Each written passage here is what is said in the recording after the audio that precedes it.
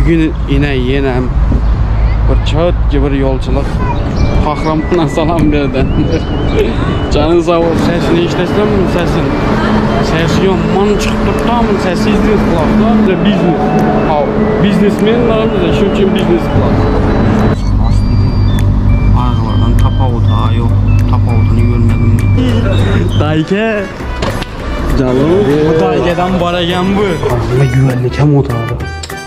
O bay donmuyor. Sen baragen abi.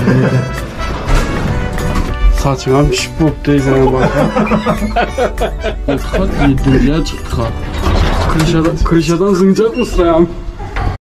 Bugün yine bir çöt gibi yolculuk. Kahraman'a salam verdi. Canın sağ ol. Sesini işletsem mi sesin? Sesi yaman çıkıp tamam sesi izliyoruz kulakta. Biznes.